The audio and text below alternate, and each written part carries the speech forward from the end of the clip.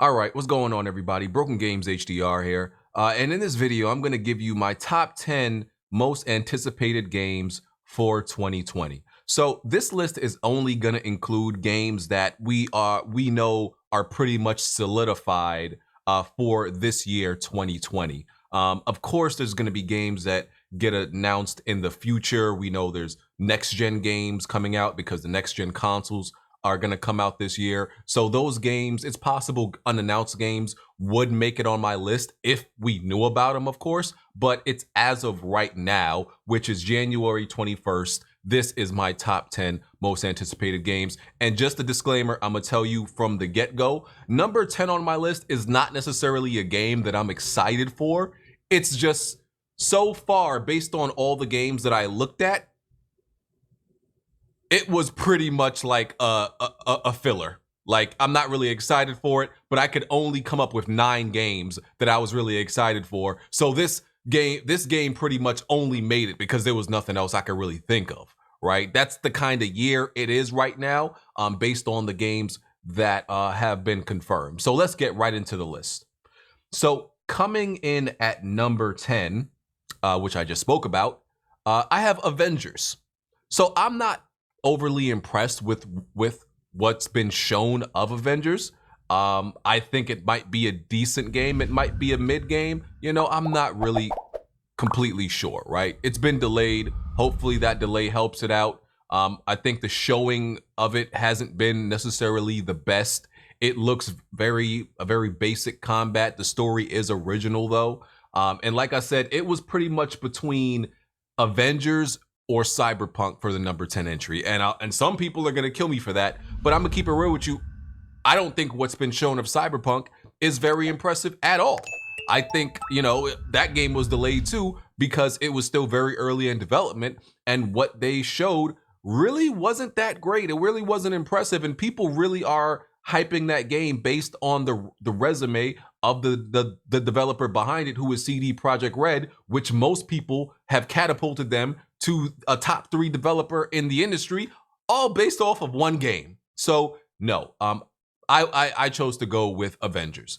Like I said, not really necessarily excited for it, but hopefully it turns out to be okay. So this literally just made it on my list because there was really nothing else that I felt like I could put there. So let's move on to number 9. So number 9 is Halo Infinite. So I'm not necessarily the biggest Halo fan. I'm a fan of its multiplayer. I think the Halo story is kind of overrated, and people are, you know, there's certain people that really think the Halo story is like really great. I don't really like the Halo campaigns like that. I beat like all of them on Legendary, so there is some enjoyment, I believe, to be had there, but I don't really go crazy over any like Halo campaigns. But I love playing the multiplayer, especially with people in the community. You know, that's real fun. It gets, you know, real crazy, like the free-for-alls, you know, the team slayers and all that stuff. So the Halo multiplayer is definitely what I hope brings some fun back around here, because, you know, it's been dry for multiplayer games. And, you know, Halo 5 did a pretty good job at that, even though people didn't really like the story very much. But Halo is definitely a solid, you know, franchise, even though it started to wane. And this is going to be on PC, right? I think this is. I don't think we got absolute confirmation, but it's probably going to be on PC, and, you know, we can get away from that super claustrophobic FOV, you know, as we did with this recent Halo release that was on PC. So yeah, number 9 is Halo Infinite. Number 8 is Ori and the Will of the Wisp. So Ori, the original Ori was a fantastic game. Beautiful, very stylized graphics. I think the Will of the Wisp is an automatic Game of the Year contender. You know, they usually try to put the best indie type style. It's not an indie game necessarily, but they always try to put the best game of that like type in the Game of the Year categories, at least one of them. And and they usually choose the best of them. And Ori is definitely going to make it in there. Ori has amazing music, has amazing visuals, it has great Metroidvania style gameplay. Yeah, the game, everything about that game is solid. It really solid. It really is just firing on all cylinders. I really enjoyed the original, and I think they're just gonna expand off of everything they did with the original. That game is gonna be out of here. So for me, Ori and the Will of the Wisp is number 8. Number 7 is Neo 2. So the original Neo, I put like 85 hours into. And that was really because there was a whole bunch of like, they crammed a whole bunch of like optional bosses and optional stages in the original Neo and everything like that. And I just felt the need to do every little thing. I did get a little bit fatigued by the end of it. Because yeah, you know, just playing nonstop and everything like that. But I definitely enjoyed the boss fights. The boss fights were really cool. I'm a little bit conflicted with Neo 2 because it's coming to PS4 at launch, right? Only, and I want to play it on PC, but I'm not into that whole waiting thing. I think waiting is for peasants. But Neo's graphics are not great on PlayStation. You know, I played it on PlayStation Pro, and they had the option to prioritize the gameplay or the visuals, and you know, the frame rate or the visuals. And of course, with this type of game, you got to prioritize the frame rate. And of course, that lowers the resolution. I believe it might have been a dynamic resolution, but I think for the most part, the game ran at 720p on the PlayStation Pro, or it might even been 1080p. But the point is, the game didn't look great on PlayStation. But I don't want to wait like a whole year for it to come to PC either. I wish it was coming out day one on PC, because there's no way I would buy it on PlayStation if it was coming day one. But yeah, y'all know I love my Souls games. Y'all know how I feel about them. You know, y'all know I love challenging games and everything like that. So yeah, of course, Neo 2 had to make it on this list for me. Number 6 is Gears Tactics. I'm a huge XCOM fan. For anybody who doesn't know, love XCOM, XCOM 2. You know, this type of strategy game is my thing. I always look for different games in this genre. There's a lot of clones, but nothing is really as good as XCOM. And the thing about this genre is you could pretty much do any game. You could take any game and turn it into this genre. You could create a Halo XCOM game. Literally, you could take almost any universe and make it into an XCOM style game, and it would work. You got to give it its own little characteristics and attributes, so it's not just another clone, but it could definitely work. And I've seen them do that. They're doing some unique things with Gears Tactics to differentiate it from other games of this caliber. So I think I might be on vacation though. I think I might be going on vacation the week that Gears Tactics comes out. But I ain't gonna lie, I might still try to I'm gonna have my laptop with me. I might still try to get some game time in you know, while I'm out there. So I'm definitely excited for Gears Tactics. You know, I think the Gears universe just translates very well into this genre. And you know, it's just another game. If you're into the Gears universe, them trying to expand it past just being a third-person shooter, as we've seen with like the mobile entry, and now this type of entry. So yeah, I'm hyped for this game. Definitely hyped for it. Number 5 is Resident Evil 3 Remake. I mean, I don't think this needs much explanation. Capcom absolutely did their thing with the Resident Evil 2 remake. And I don't think 3 as a remake is gonna be as good or impress us as much, because they set the bar really high with Resident Evil 2. But 3 is just gonna be another solid entry. I don't think it's gonna be better. I don't think it's gonna be like way worse or anything like that. I mean, I think most people would say Resident Evil 2 in general is a better game than Resident Evil 3 anyway. Well, some people think 3 is better, but I think the consensus, most people believe two is better in general.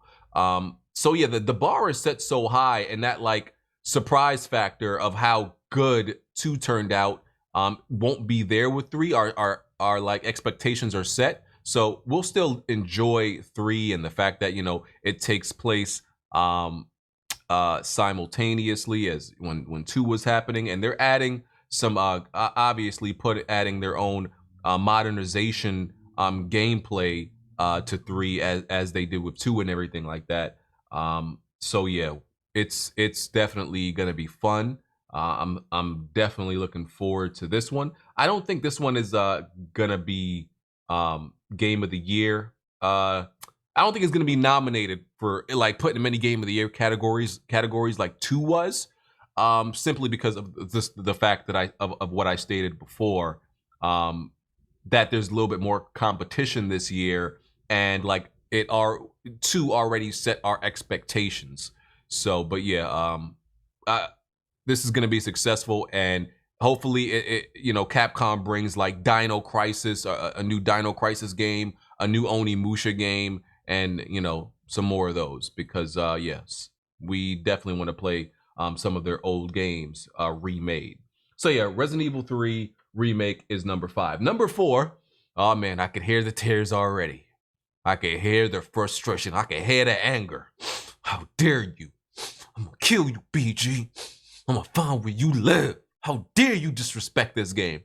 Number 4 is The Last of Us Part 2. Yeah. Last of Us Part 2 is not even in my top 3.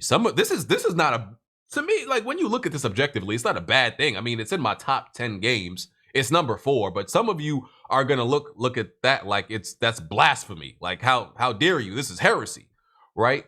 And put simply, explaining why it's number 4 is, of course, I'm looking forward to playing the continuation of the story. They're fleshing out the Last of Us gameplay in part 2 and all the mechanics. I always felt like, even for its time, the original Last of Us game mechanics were kind of basic. The story definitely was great, but I mean, even the visuals for the original at the time, I never felt like the originals were mind blowing. People like to even exaggerate and say that the Last of Us remastered looks like a PS4 game. No, it doesn't. That game still looks pretty bad. Y'all look at one thing in the game. Y'all look at the best thing in the game and say the whole game looks good. No, I look at the range. I look at the worst looking thing in the game, and then I look at the best looking thing in the game, and that's how I judge how good a game looks. But I'm going on a tangent.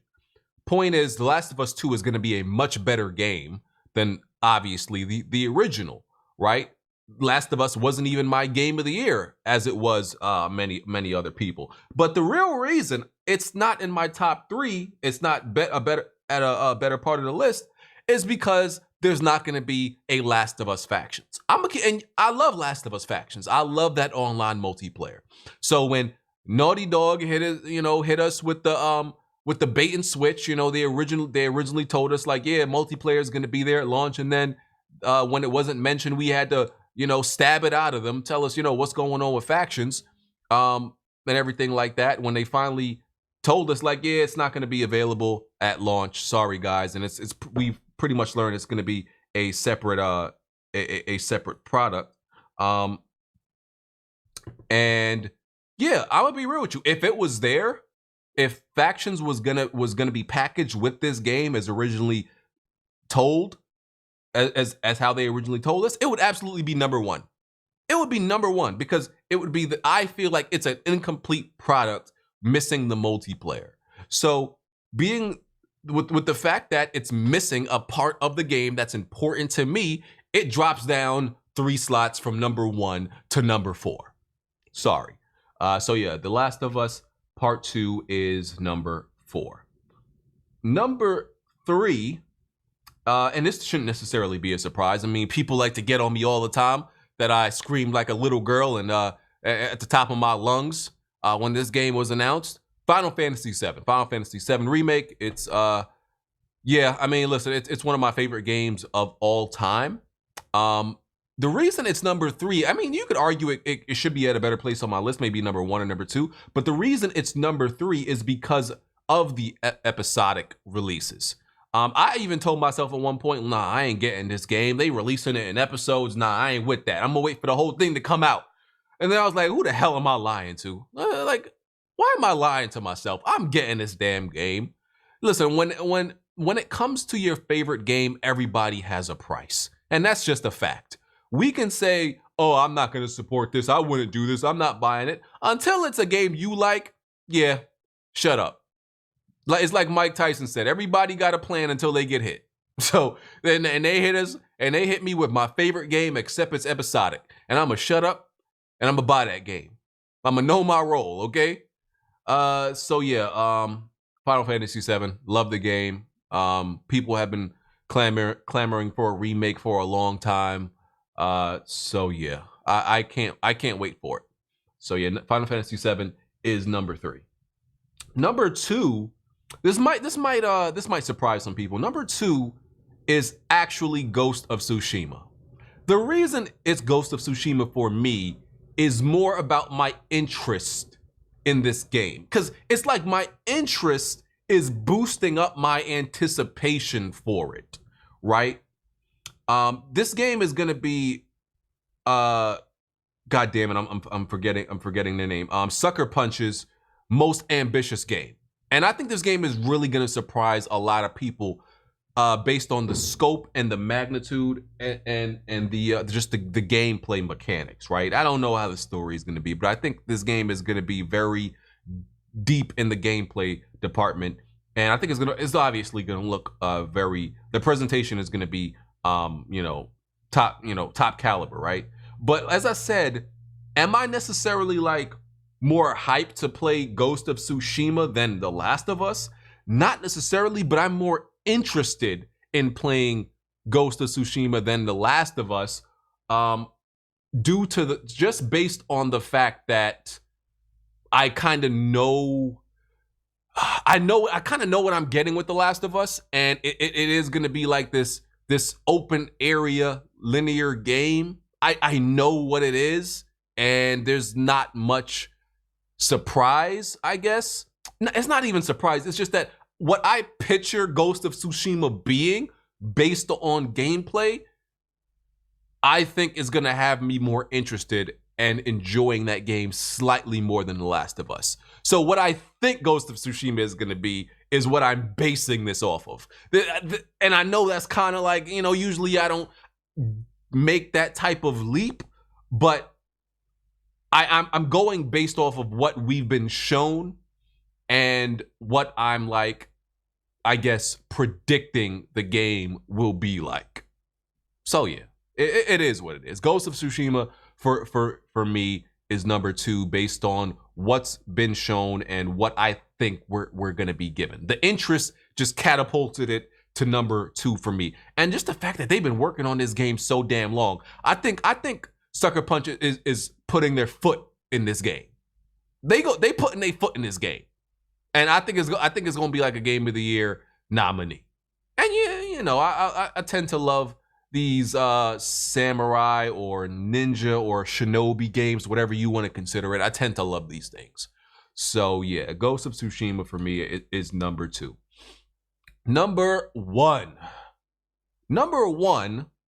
is Dying Light 2. Put some respect on Dying Light and Techland's name, okay?